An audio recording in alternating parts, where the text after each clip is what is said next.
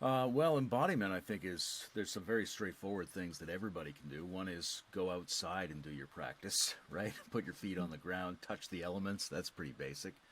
But another one that's important is what we might call neurosomatic interoception, right? You can use your nervous system to feel the inside of your body. We have these skills. Interoception and proprioception are more advanced terms for it, but what does it feel like? What are you sensing in terms of just having a body, right? What's the weight of your hands? What do the insides of your toes feel like?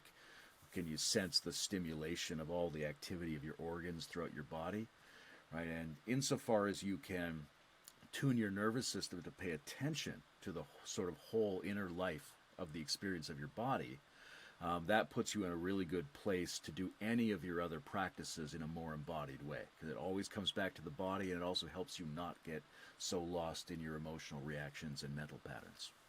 It's a really good practice for digital technologies as well, because we very often get sort of distressed and over identified with the content of digital communication coming in from the culture. And if you are remembering to feel the presence of the whole of the inside of your body while you're engaged in the practice of digital technology, or the practice of prayer, or the practice of yoga, or the practice of meditation, you're in a much more grounded, much more stable affordance, let's say. You have like a container in which your other spiritual or religious or social activities can be grounded, can be integrated. They can be mixed in this cauldron if you maintain the cauldron, so to speak. I found that more embodiment for me means more access to my intuition in a big way. Jesse McKay, we did a leadership intensive with him. I've done it a few times, and he usually starts it off with a full body meditation, and then he says, okay, I want you to be in your body 50% of the time, like 50% in your body, 50% in the outside world the entire time.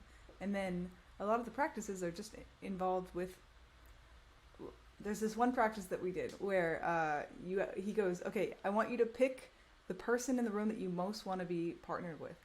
And so you think about them and just imagine them in your head, imagine going up and asking them saying yes, how happy you are, feel your body. And then he says, now they have to reject you. And so you have to go up to them and you have to say, will you be my partner? And they have to say no. And the practice there is to feel how it feels to be rejected, and also feel how it feels to reject somebody else. And that's it. But it's, for a lot of people, I mean, for me, rejecting other people was actually way more difficult than I thought. And then that night I had these quite vivid dreams about previous times in which rejecting people came up, and it was an issue for me. But I think the body is one of the keys to the intuition and the subconscious. Yeah, there's an interesting tangent there that might be interesting to go into around intentionally leaning into negative experiences that we might want to explore. But I think the body is hugely important to those kinds of practices. Like the first thing the body gives you is that you can drop out of just the waking state, intellectual left brain mode. So your intuition is often inhibited by overactivity of one part of your intelligence. So when you return to the body, it's like you decontract and you drop back into a more general organismic intelligence. But there's, I think, a step beyond that, which is, like in the exercise you described, there's actually a variety of different intelligence systems being used there, right? There's your experience of the body, but that's not all that's going on. There's your socially provoked emotional life as well. And you're also able to watch it and think about it. So you've got, in classical terms, heart, mind, and body are all in play in that exercise. And the way I tend to think about spiritual practice, which I think is analogous to religious practice, is that you create harmonies or integrations between different internal systems, and the gestalt effect, the whole that is greater than the sum of the parts that you evoke by getting these different systems to cooperate more intensely inside yourself, is experienced as an additional quality, an additional self, sometimes an additional entity. It sort of affords you this extra resonance of meaningfulness. Are you saying, so the unification between mind, body, and spirit often manifest as a like a separate entity, or like another layer on top of that, like a. Yeah, like I would speak very generally. Like I would just call it a phenomenon, and then Yeah. that phenomenon can be lensed in different ways, right? What So are one some of the of the ways classic it's ways. lensed as? Oh, Well, first, second, and third person is a classic way to talk about it philosophically in the integral tradition. So, right, I might say I might experience this extra quality that I've produced or evoked as a deeper or higher version of myself. I might experience it as an other, a second person entity, or I might experience it as just an extra energy or an extra quality of feeling. That's something like an object, right? So that's a very simple way to break it up, but I might come out of a spiritual experience going, oh, I really encountered a deeper version of myself, or I really encountered God, or some other particular culturally lensed version of a sacred other. Or maybe I just thought, wow, that was a very strange set of sensations and perceptions and energies. So it could be like a thing, it could be like a person, it could be like a self. There's a number of different ways to interpret the experience, and our cultural history often give us the tools to do that. Right? So if you grew up in a village in India, you're much more likely to experience, say, the other as Krishna than if you grew up in the Midwest of the United States.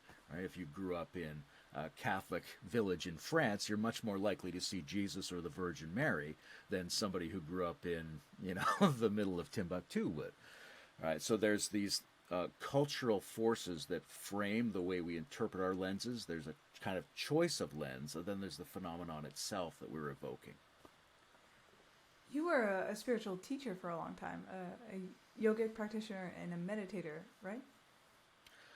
Yeah. Perhaps you still are. Kind of embarrassing to admit. Do you have any exercises for invoking this other in people? Well, I mean, you're going to experience it the way you experience it. So maybe you experience it as another, maybe you experience it as a self, maybe you experience it as an energy. But I think there are two basic ways to approach the synchronization of these different systems within us. One is to engage multiple systems in actions.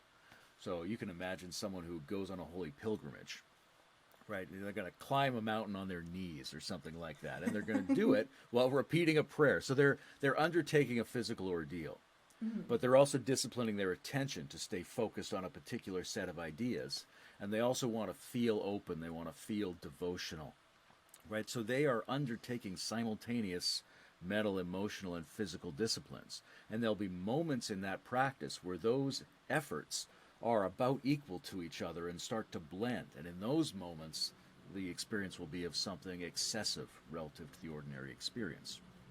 So that's an example of one of the many kinds of active modes you could do it in. You also do it in a fairly passive mode, right? You can sit down for your meditation, and you're going to sense your body. You're going to feel your entire emotional space. You're going to be aware of all your mental space, and you just keep tracking all of them and let them kind of settle into each other until they evoke something that's more like a general beingness,